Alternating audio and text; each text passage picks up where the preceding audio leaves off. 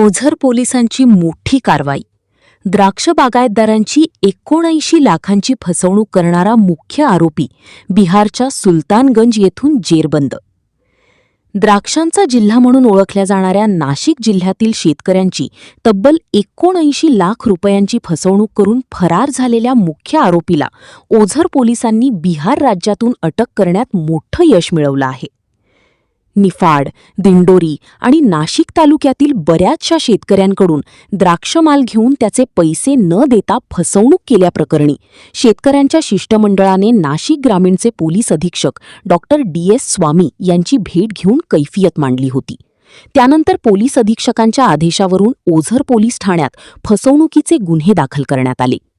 या गुन्ह्यातील मुख्य आरोपीच्या वतीने काम करणारे 2 सहआरोपी नितीन जंगल रासकर राहणार ओझर आणि कृष्णा रामनाथ निमसे राहणार नांदूरमळा यांना यापूर्वीच अटक करण्यात आली होती.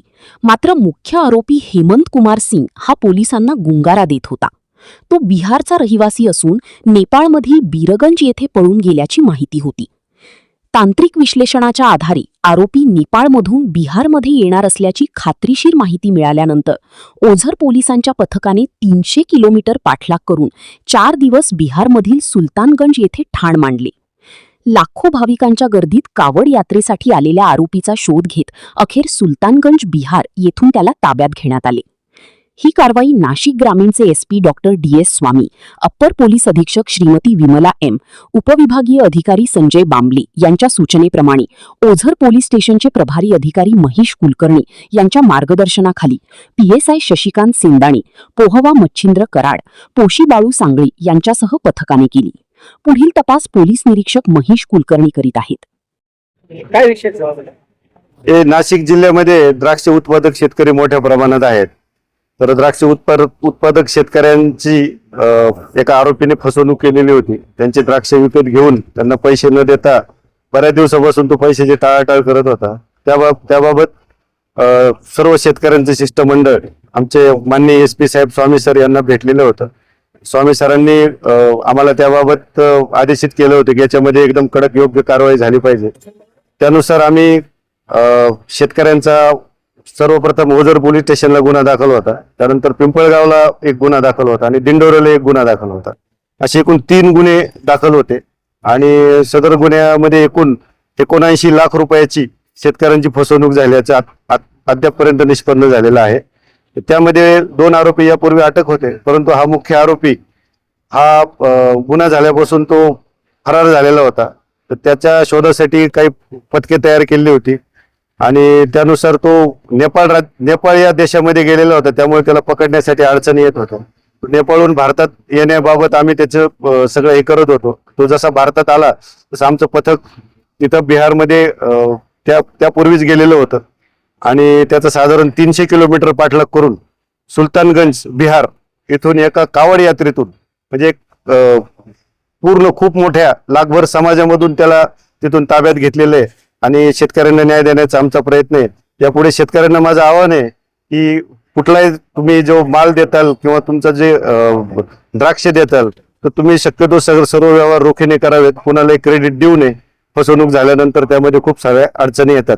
यामध्ये आमचे पथकाचे PSI सैंदाने आणि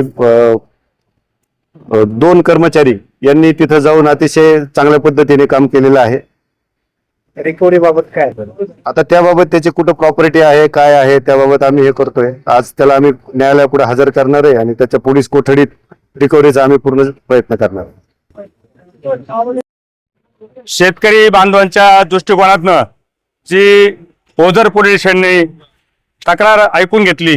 द्राक्षचे पैसे बऱ्याच शेतकऱ्यांचे पैसे व्यापारी घेऊन पळून गेले होते आणि त्यात सर्व शेतकऱ्यांनी तक्रार करूनही बी बरेच दिवस गेले. पण आज त्या तक्रारीला सर्वांच्या सहकार्याने, पोलीस डिपार्टमेंटच्या सहकार्याने यश आलेलं आहे आणि म्हणून अशा शेतकऱ्यांनी इथून पुढं जे आपल्याला द्राक्ष द्यायचे असतील त्या व्यापाऱ्याची चौकशी करून, शहानिशा करून, सगळ्या काही गोष्टी त्याच्या बघून आणि मगच त्याशी व्यवहार केला पाहिजे. आणि अशा पद्धतीने शेतकऱ्यांची फसवणूक होती. शेतकरी कर्जातून आजपर्यंत बाहेर येण्यासाठी प्रयत्न करतोय, पण असे हे व्यापारी लोक शेतकऱ्यांना भुर्दंड देतात, शेतकऱ्यांच्या लबाड्या करून, शेतकऱ्यांना फसवणूक करून करोडो रुपये घेऊन पळून जातात आणि त्याच्यामुळे शेतकऱ्यांना आत्महत्या केल्याशिवाय पर्याय राहत नाही. आणि म्हणून शेतकरी विचार करतो की आतापर्यंत सरकार काही करत नाही आणि हे गुन्हेगाराचे व्यापारी लोक म्हणून येतात आणि शेतकऱ्याला फासवतात आणि शेतकऱ्याचं आतोनात नुकसान होतं. त्याच्यामुळे शेतकरी परेशान होऊन आत्महत्या विचाराकडे जायला सुरुवात करतो.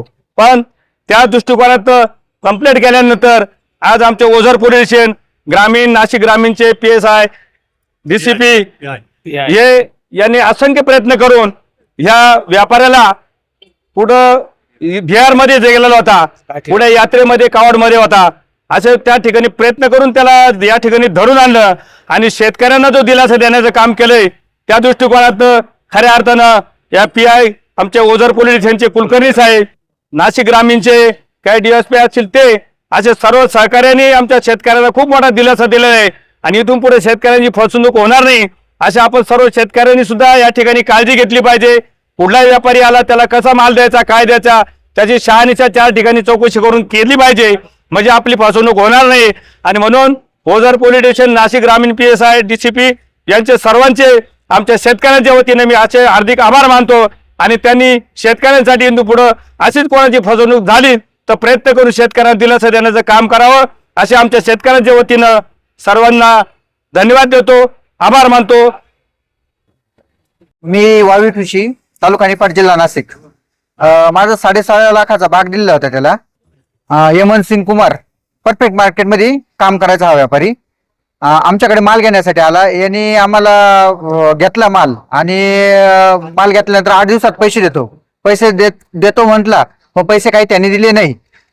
माझे 5.5 लाखाची त्याच्याकडे फसवणूक झालेली 2 वर्ष झालेली आतापर्यंत आणि आम्ही वारंवार त्याच्याकडे जात राहिलो. आम्हाला आज देतो, उद्या देतो, 8 दिवसांनी देतो असं सांगत राहिला.